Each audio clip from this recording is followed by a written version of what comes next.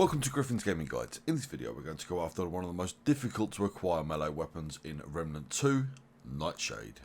Now in order to acquire Nightshade you need to start off from the Morrow Parish biome in Losomn. You then need to go all the way through, collecting the Soul Key Tribute. Once you've taken down either the Red Prince or the Magister Dulon bosses, you'll get one of either. Hopefully you're going to get Magister Dulon, as it's a much easier fight. Either way though, keep progressing through. You're then going to be able to go down the stairs and collect the Soul Key Tribute from a corpse that the Nightweaver boss, the world boss of Losomn from the Morrow Parish starting point, will be feeding on. Collect the Soul Key Tribute, follow her back through the portal, where you're going to come back to the asylum you would have gone through earlier.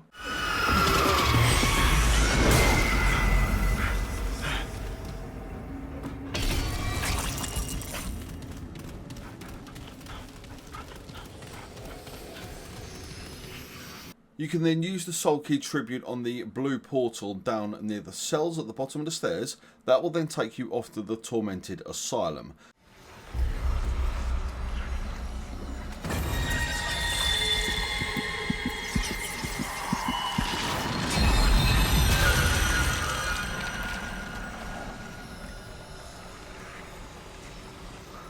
Now what makes this so difficult, every so often the Nightweaver boss, once you're in the fight, will open up her chest cavity and spawn out a few spiders.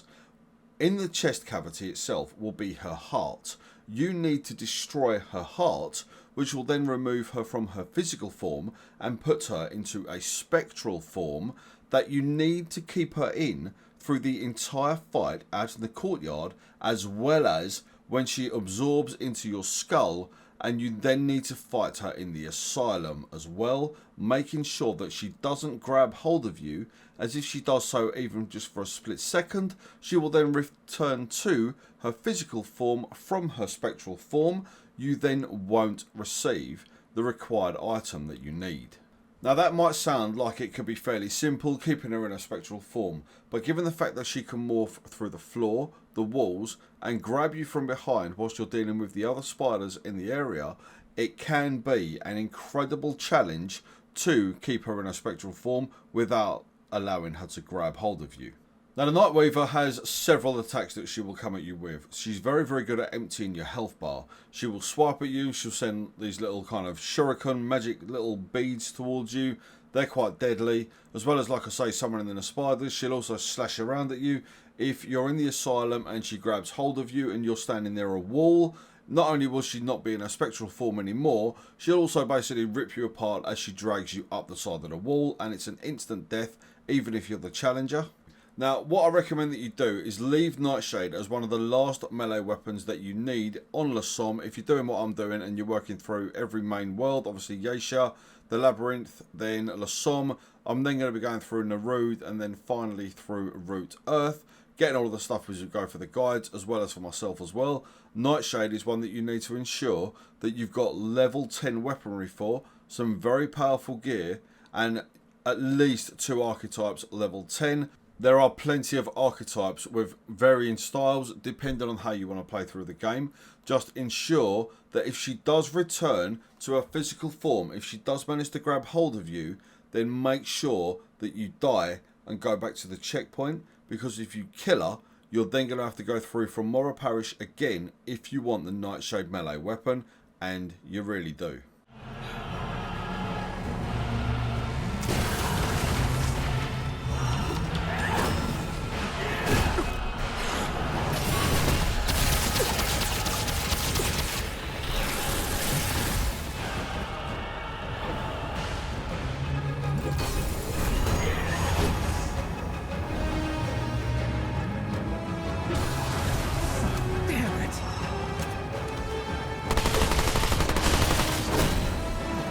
So having something like the Handler or the Summoner or any other class where you've got an ally with you that will attack the Nightweaver, if she's low on health, just stand there, let her kill you. But you need to make sure that you don't have a supportive archetype class with an ally that you can bring along. If you've got summoned allies in, then just simply hold down, I think it's LB and RT on Xbox, L1 or R2 on PlayStation, where you're then going to destroy your summon, or whatever the button is on PC, I'm not too sure.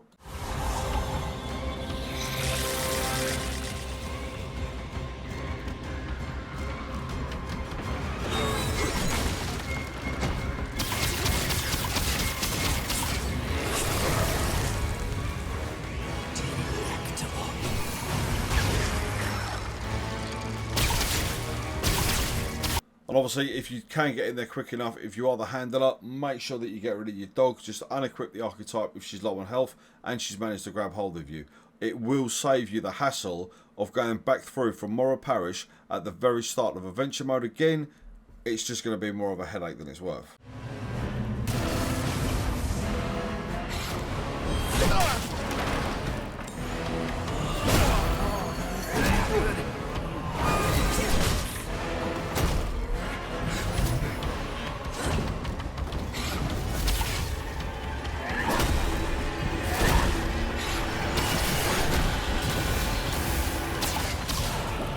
Now for me, as you can see in the fight in a tick, I did have a weird glitch where the Nightweaver got caught on the staircase. It would have been a very easy opportunity for me to just take her down then. If you get lucky and she gets caught there, make sure you take her down. Obviously for me, I'm making a guide. I needed to make sure that she was freed up before I actually carried on with the fight, as I don't want to do a cheesing method that isn't guaranteed. It was just a glitch. Obviously, I'd rather do it the proper way to show you how it can be done rather than me just using an exploit. But if it does happen to you, make sure that you capitalise on it and take her down whatever way you can.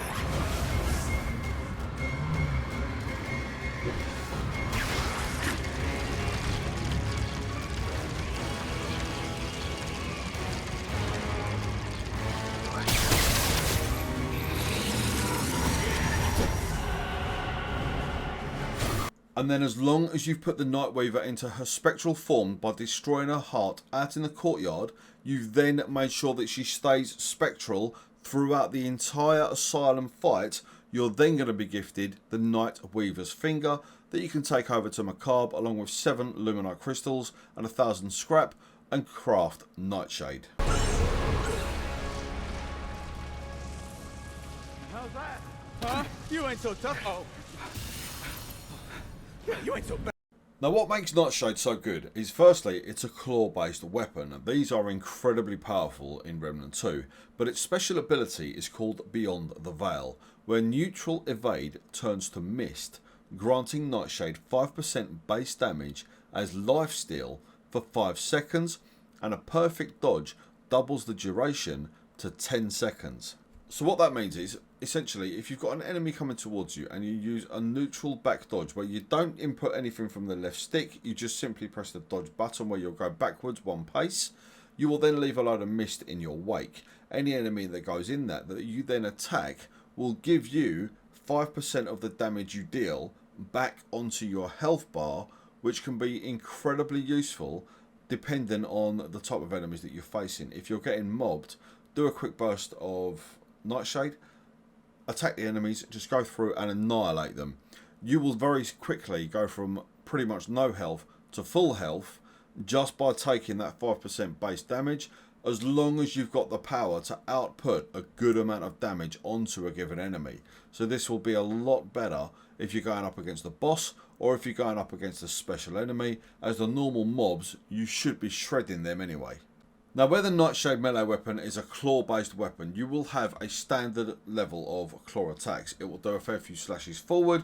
You can also do a nice backstep into a charged leap forward that will deal significant damage, especially if you've put some resources into Nightshade, that you can also pair with the Beyond the Veil ability, which is baked in to the melee weapon, giving you lifesteal upon impact. But anyway, that's where you can acquire the Nightshade melee weapon. This was an incredibly difficult melee weapon for me to get, so if you do want to sub to the channel, this would be a very good video to do it on. I genuinely would appreciate it. Either way though, whichever you decide to do, I do hope that you have the same amount of luck that I had in getting Nightshade, where you only had to re-roll the world about 10 times until you finally managed to pull it off. But hopefully with this guide, you should be a little bit easier. Please take care of yourselves out there, enjoy the rest of your week, and I do look forward to seeing you back here at Griffin's Gaming Guides.